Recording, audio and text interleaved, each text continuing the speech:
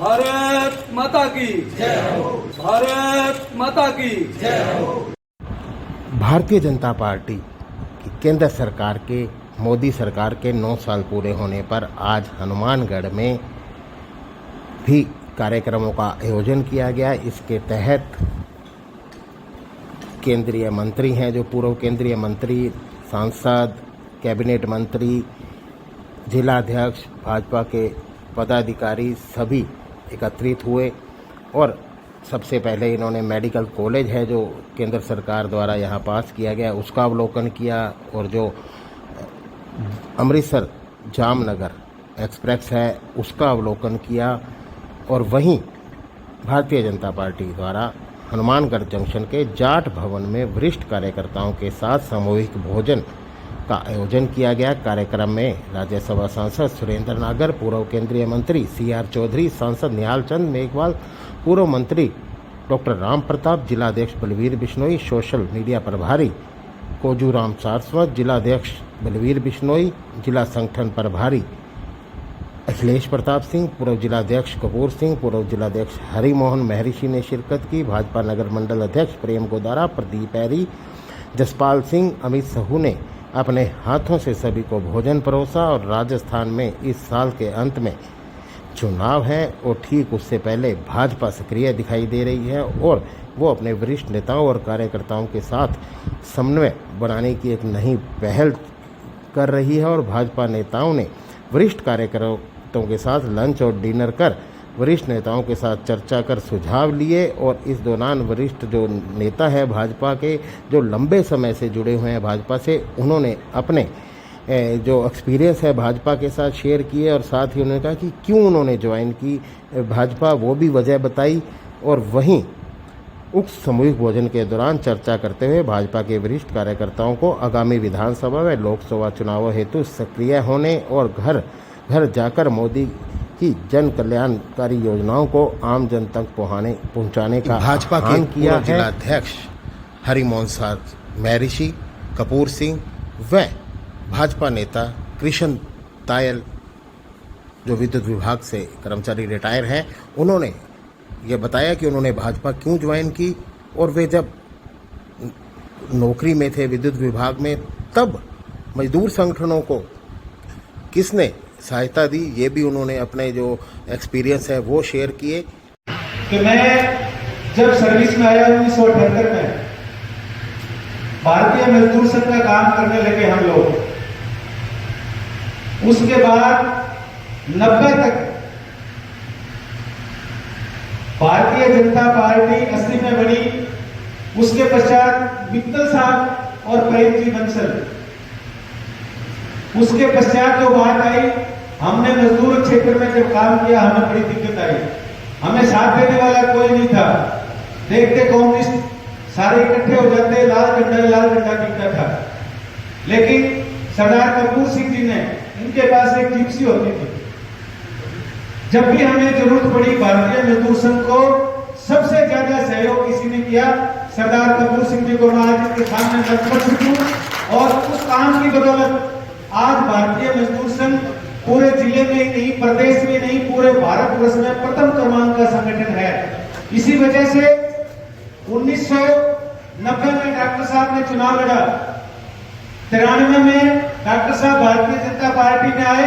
उसके पश्चात से हमें जब भी जो भी मदद की जरूरत पड़ी, तो मैं ये समझता हूं कि भारतीय जनता पार्टी ने उत्तरोत्तर जो वृद्धि की उसमें सबसे अधिक कोई हाथ है तो पुराने जिलाध्यक्ष आपके सामने बैठे हैं, आप सभी कार्यकर्ता बंधु बैठे हो, मेरे आदरणीय सभी।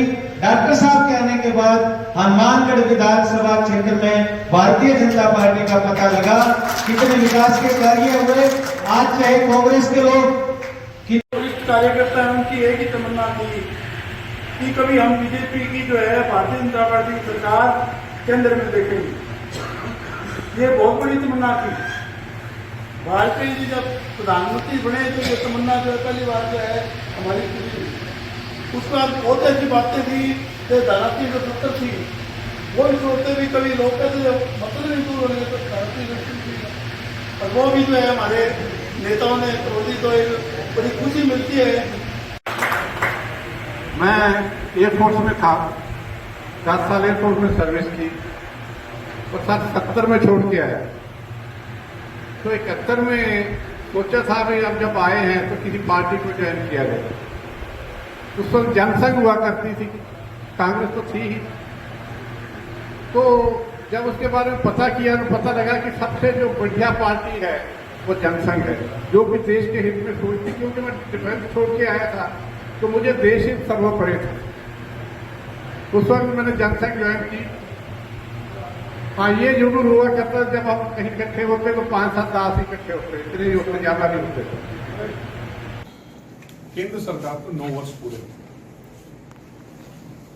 पूरे देश में 53 करोड़ रुपए की विस्तृत परियोजना को केंद्र सरकार ने मंजूरी प्रदान की है। राजस्थान प्रदेश के को पूरा पानी मिले इस हेल्थ कार्ड के लिए हर तहसील मुख्यालय में हमने लैब स्टार्ट की थी। लेकिन राजस्थान में पिछले 4 साल केंद्र सरकार करें, ये उसमें हम लोगों ने केंद्र सरकार को रिकमेंडेशन कराया है। पिछले 9 साल के अंदर हमारे यहाँ उसका बंटवारा BBM भी कर रही है। हमने केंद्र सरकार से आग्रह किया है कि हमारा 27 सदस्य नॉमिनेट नहीं होने की वजह से हमें पूरा पानी नहीं मिलता। इसका केंद्र सिंचाई पानी व्यवस्था के लिए अभी हम लोग पिछली 12 तारीख के दिन एक स्पेशल केंद्र सरकार ने टीम भेजी और जो राजस्थान, पंजाब, हरियाणा का जो पानी है 53 करोड़ रुपए की विस्तृत परियोजना को केंद्र सरकार ने मंजूरी प्रदान की है। राजस्थान प्रदेश के को पूरा पानी मिले इस रक्षा, विदेश नीति, 5-6 महत्वपूर्ण ऐसे सेक्टर होते हैं, अगर इनमें एक अच्छा काम होता है तो कोई भी देश को आगे बढ़ने से कोई रोक नहीं सकता। अगर आप इस देश की बात करेंगे, अंग्रेज यहां से चले गए, लेकिन अपनी जो शिक्षा हमारी पॉलिसी थी, एजुकेशन पॉलिसी,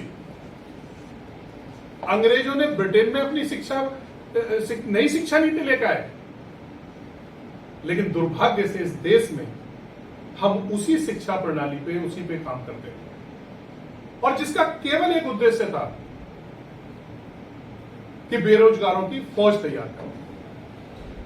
लेकिन इस देश के प्रधानमंत्री नरेंद्र मोदी जी ने एक साहसिक निर्णय लिया और सभी स्टेक होल्डर से उन्होंने बात की।